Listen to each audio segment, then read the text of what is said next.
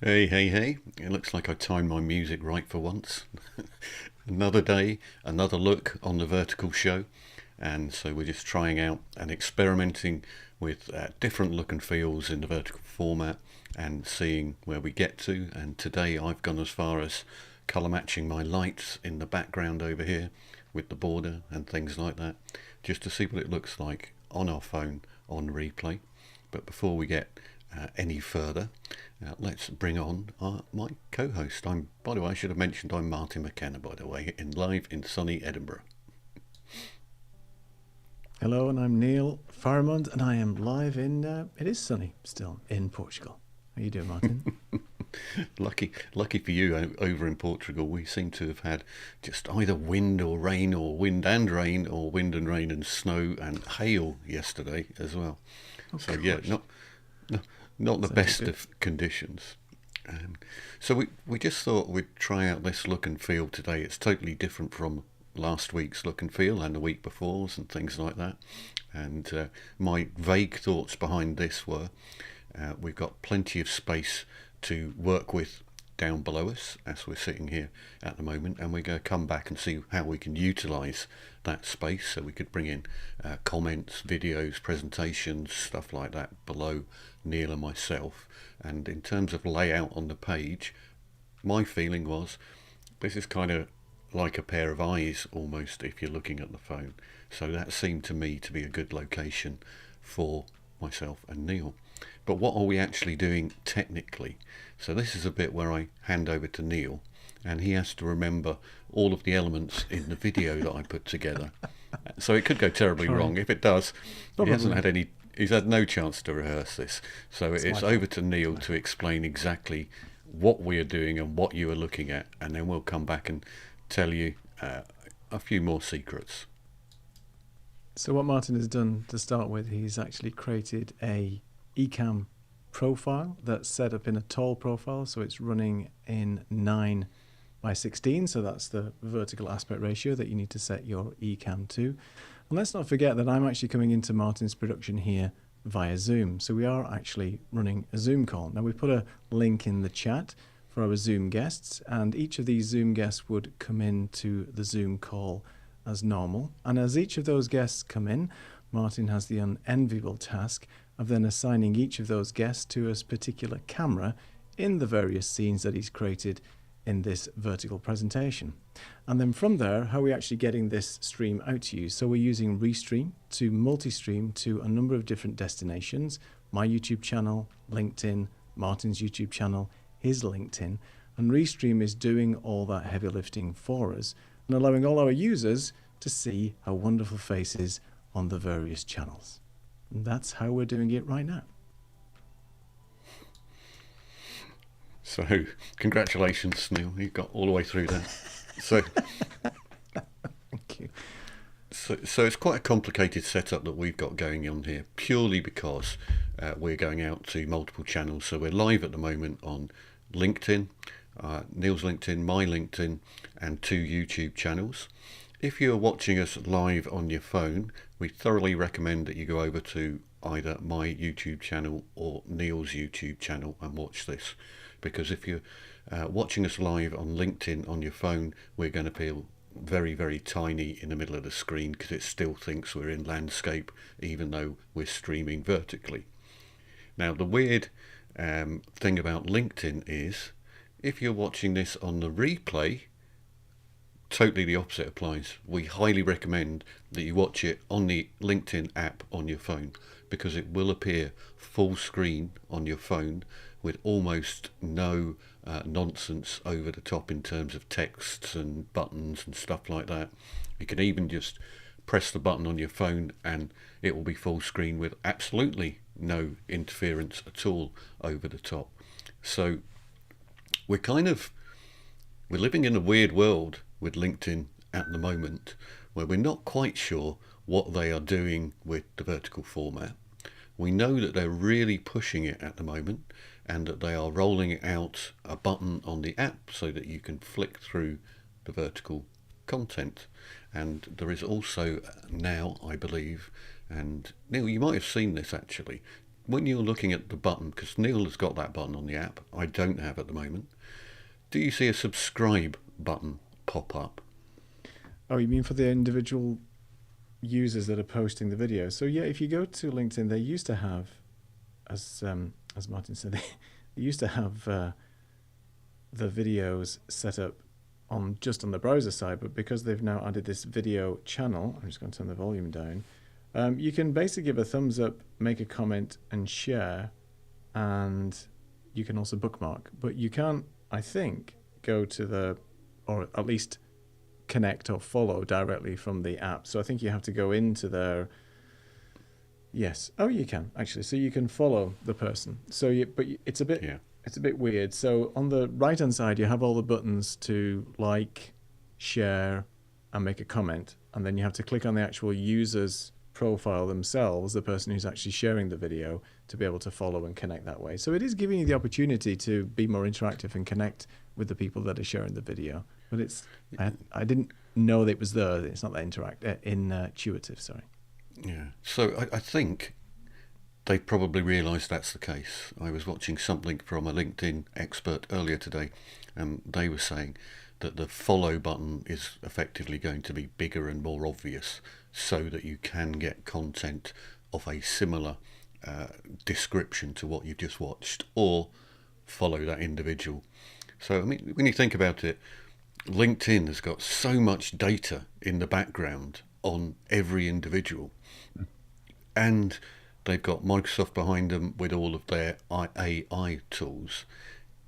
They could definitely do the equivalent of a TikTok on you based upon your behaviour and what you're watching, and then suggesting alternative content without the sneaky bit where it's watching your face at the same time.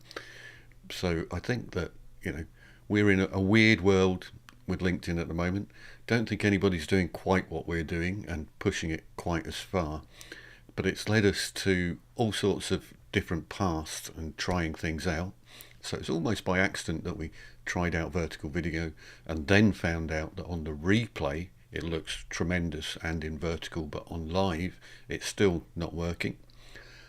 Where did that leave me this week? I was looking at what happens if I stream to a company page rather than my own page. So at the moment we're streaming to Neil's personal page and my personal page on LinkedIn, and not a company page.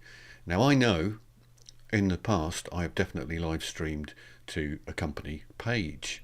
So when I did that, I didn't have any problems at all. But today I thought, well, I'm just going to try using Restream to plug into my company page as well. So in theory, with Restream, you can just add in additional destinations and it will pump the content out to those destinations. However, it didn't like me adding in my personal page, and after a little bit more research, we found out that basically you need 150 followers on your company page, and I don't have that because I didn't really ever use my company page. So I think I've got 44 followers. I've got 5,000 on my personal page, but only 44 on the company page because I didn't really use it. However, digging into things further, it becomes apparent that actually streaming to your company page might be a very, very good idea, because the layout of the company page is far superior to that of your personal page. So on your personal page, if people want to have a look at video content that you previously have done and have then want to look at it on the replay, they probably have to flick down a list and hope to see the video that they are looking for, and in quite a few cases thumbnails seem to disappear after a period of time, and the stuff doesn't appear in order, any sensible order or anything like that. However, on a company page, if you go and have a look at a company profile, if they go to a company and you find that they've done a bunch of videos, what you're going to see is those videos are neatly presented as ones that are going to happen today, ones that are up and coming, and then all of their past content as well. So it's much more like a kind of YouTube look and feel in terms of, here's what they're doing today, here's what they did recently, and here's what they've done in the past. Or, sorry, this is what they got in the future, and here's what they've done recently. And it's really quite a nice layout as well. So what I need to do is to get my number up to 150 or ask LinkedIn about that so that I can go and experiment a little further. Because the other things that are benefits really of a company page is if you stream from a company page, you can ask people to complete a registration form. And if you've got the registration form, then you can follow up by sending out information to those people about additional streams that you might be doing or related products or things like that. So in the case of myself and Neil, we're looking to put together some how-to videos on LinkedIn, going live on LinkedIn, and those will be productized, so they'll be in a box. So those would be on my company page as a product. So if you were looking around at the videos, then you can say, oh, they've got a product which is about going live on LinkedIn, or green screen, or Rode audio mixers, or whatever the product happens to be. You can go and see that on the company page. So it makes total sense for us to be going live on the company page and then driving the traffic to the company page rather than the personal page. And the other reason for doing that is that over time I've gained my 5,000 odd followers because I had an events business. 90% of those people are no longer interested in what I'm doing. So really what I should be doing is refining that list and qualifying it down. So potentially moving people over to the company page for me is a qualification exercise. It's like, well, sorry, I didn't really want to bother you people who have previously connected with me. So new connections who are interested in what I'm doing these days, well, maybe follow the company page, and that might be a good qualification exercise. But we only really discovered this today as a sort of a general concept. So in the process of digging in, basically, aren't we?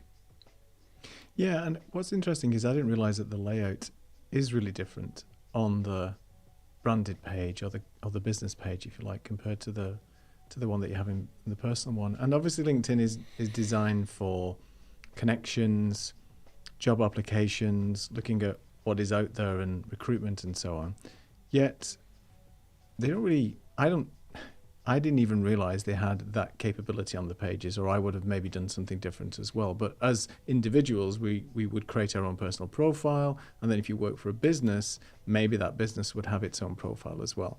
So that's an interesting sort of way that we could look at that. But I do think it does lend itself to better analytics. You've got better ways of communicating with your audience. You can set up various events, get the registration to the events, as Martin said. So there's lots of different bells and whistles with having a branded page or a business page as opposed to the personal one. So I'd be interested to know if anybody out there has actually got a business page.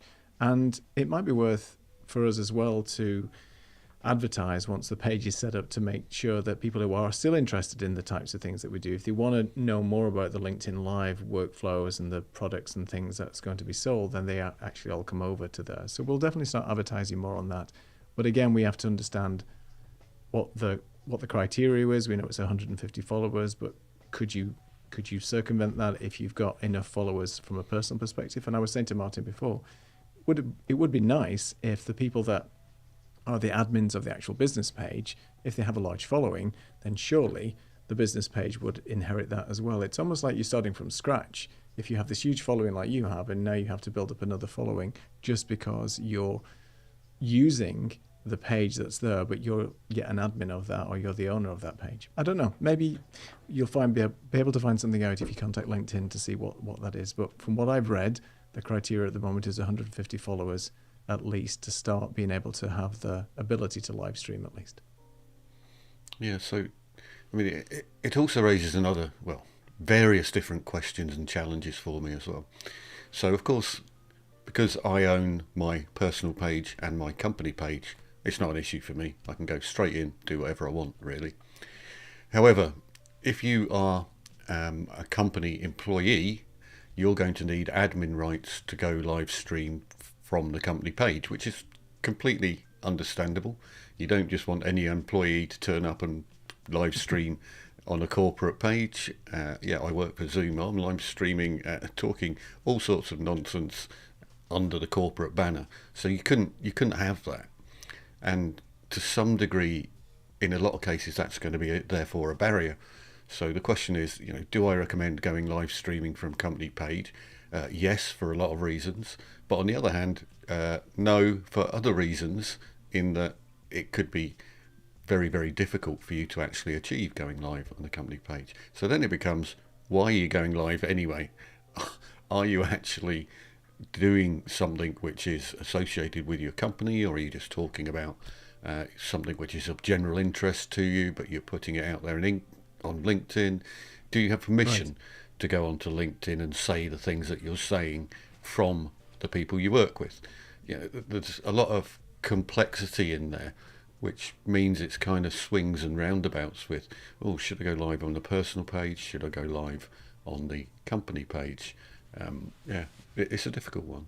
And thanks, James, for popping in and watching us innovate or experiment. I think it's probably a lot closer to innovation. And I think it's interesting that we're able to just take this format and play with it right now. I mean, as we said, LinkedIn is eventually going to be pushing vertical live streams. So we want to make sure that we're future-proofing that, and we can help you with your journey as well if that's what you want to do. And it's interesting because there's so many platforms that are still doing vertical. It isn't going away, as we've mentioned before. And even with YouTube now breaking some sort of metrics where many people are watching the YouTube videos on the big screen, there's nothing stopping you. If you wanted to, you could still watch this shorts formatted vertical video on your big screen. It would probably look very good. In fact, I'm probably going to have a look at that later once we finish the stream, just to see what it looks like. Because even so, you still get the black bars out the side, but it'd still be quite large on a screen. So I think there's plenty of scope for using the vertical format, and especially when you can get information pushed out into this format in the real estate that Martin's been able to create. So I think there's a lot of good ways of actually delivering your material and your content and so on. So let's just try that. It's almost as if you knew where I was going. Oh, that's jumped about all over the place, isn't it? That's interesting. Oh well. Breaking things as we go along, but that's what we breaking things as we in fairness, we're using a beta version of the software of Ecamm Live, so anything can happen. And also, I haven't set out my scenes in a particularly great order, so we're jumping about here. So the new version of the software, I would encourage people who are using it to always go sequentially if you're going to be doing live motion, because I suspect that was a live motion leap about, which it probably did do the right thing. It's just I didn't have my scenes in the right order. So when we saw Neil giving the explanation a little earlier on of what was going on and how we were connecting Restream and LinkedIn and YouTube and Zoom and Ecamm all together and going live streaming, that was actually a little video that I recorded in Keynote. So what I've got here below us at the moment is actually a Keynote deck. So let me come over to my Keynote presentation now, and I've got my little clicker just to demonstrate that I'm on doing a Keynote presentation. But if I go to my next scene, this is my Keynote presentation that I have below me, and clicking on my clicker I can start my presentation off. And I was interested to see just how much we would be able to get on the screen in this space. Now, I guess the first question from most people would be, how have you got your Keynote to sit in that format, in that space? Well, it's not immediately apparent, to be honest with you, for most people, but you can set a custom document size in Keynote for your presentation. So it's typically 1920 by 1080. That's the 1920 across the top, 1080 down the side. That's the normal size for a widescreen presentation in Keynote. It doesn't have to always be that way.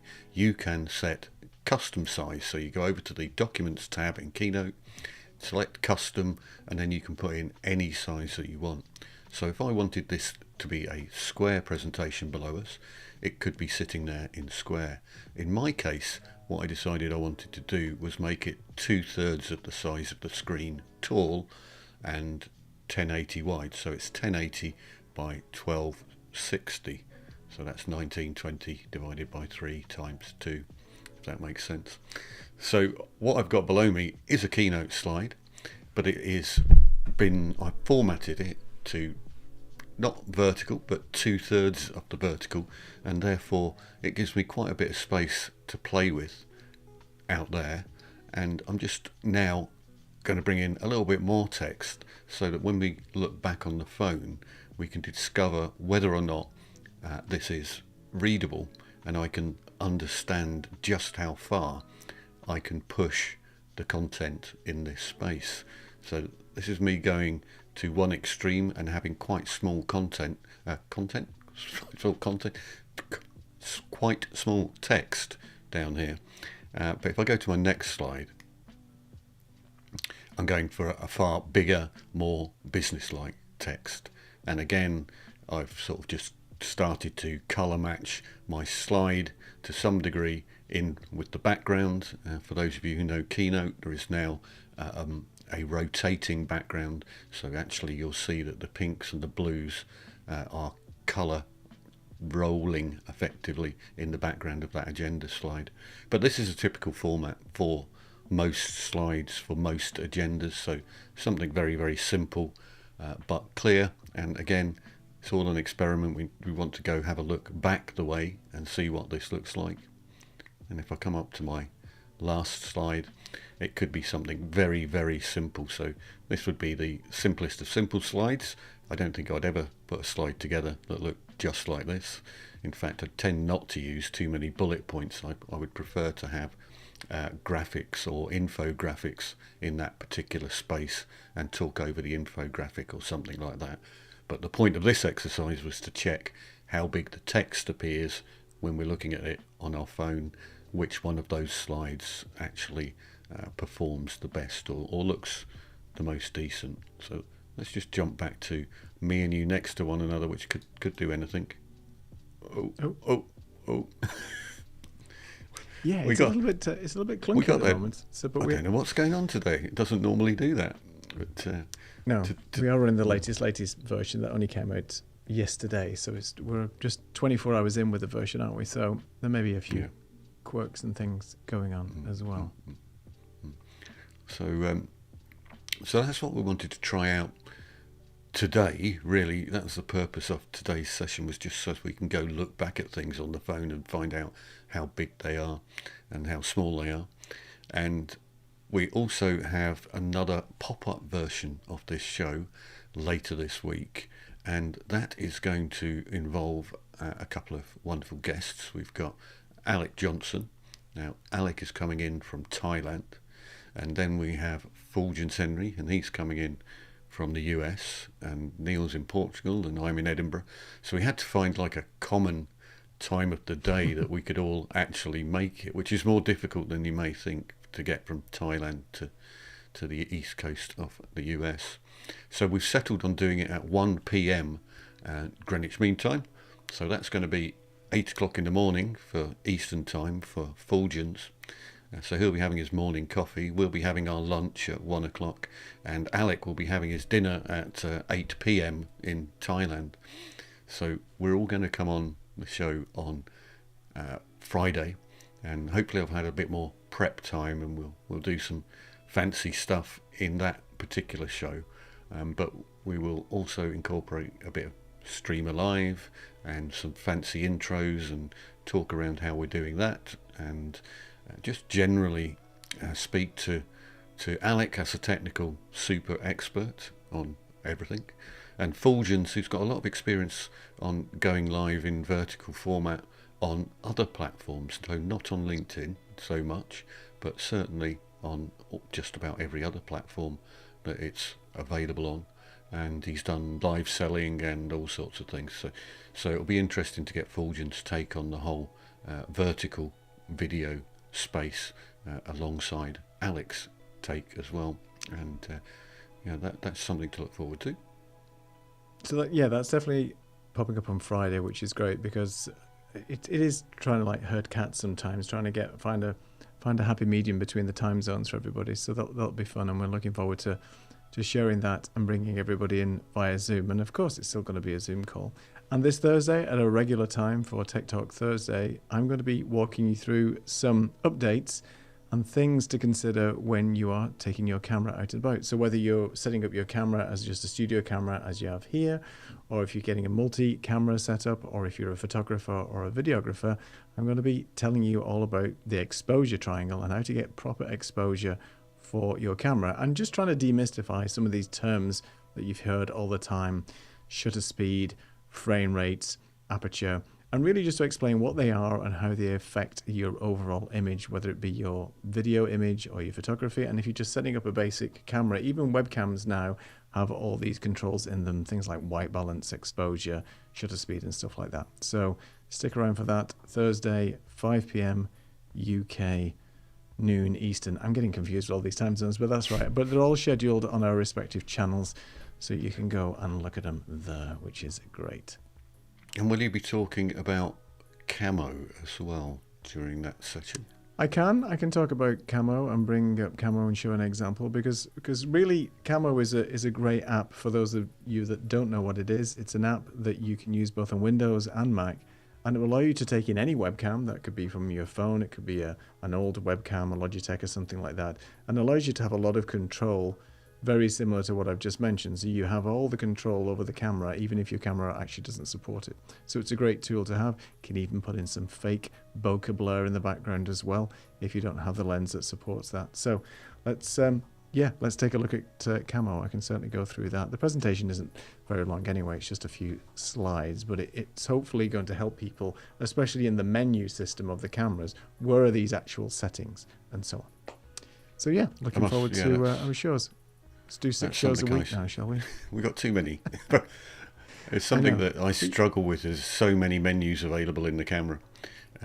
But you wouldn't think I would. When I've got 100 windows open on Ecamm, you would think I'd be able to manage a few menus on a camera. But I think there's 10 pages of menus on my ZV-E10, and each page has got 10 items on. I think there must be 100 settings comfortably on the camera, I think. Definitely. All right. So a couple of different bits and bobs we have going on here, because I've just got a scene here. I'm just going to, again, show a little scene change here, and you just have to imagine this is where our guests are, and that we've got a presentation or a streamer live session going on in the middle. So again, I just wanted to check this out for size and shape on the screen, and to see what that looked like, because it's quite different from what we've been doing before.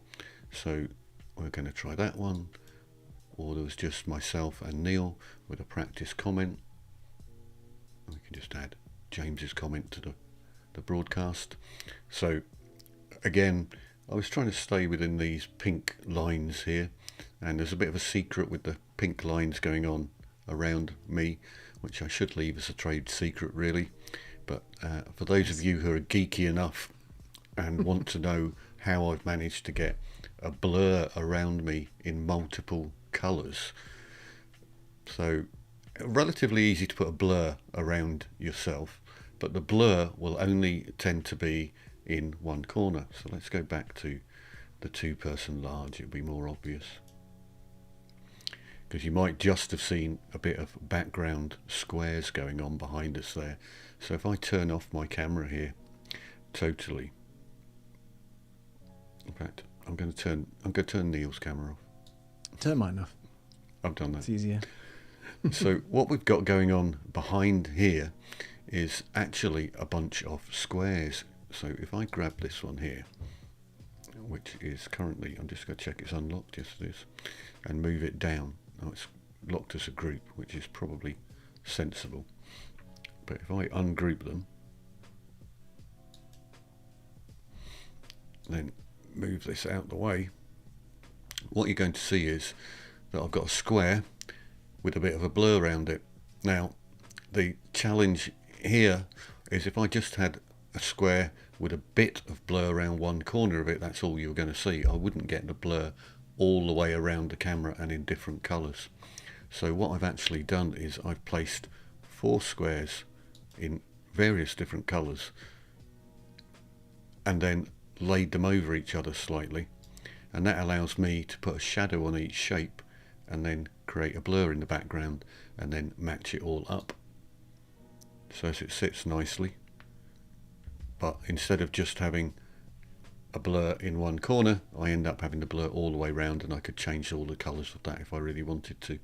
So I should then bring Neil back in again, and that's where we get that nice changes in the colours around the edge. So just to show you the change of colours as well, if I took one of these cameras here and changed the colour of the blur to orange, then red, so whatever I wanted to, I can change the colour. And actually, I think the original version I seen of this, they had 4 different colours going on, so let's just try that for giggles while we are here. So that's that one. We'll leave that one as blue, and what I'm going to do is I'm going to change that one to orange.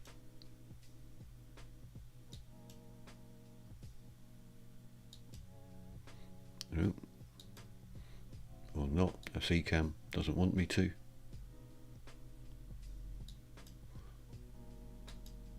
Oh, it does, it's just that I pressed the wrong button. I now have to apologise to Ecamm because it's the glow I wanted to change and not the fill. And lastly, let's come back and change that last one as well, just out of fun. Colour pink, and let's make that one yellow. So you can play about to your heart's consent with that little hack and trick. First time I've tried that myself, but I think that'll look really good on a darker background than this as well, actually, because it will give you that kind of indented 3D look, and you could choose your corporate colours and match that in there, and I think it's could look pretty smart. So looks really good. Cool. So let's go back to 2 People Small, and I think it's been a lot shorter show today than it normally is, because we normally have some guests on and we end up talking for an hour.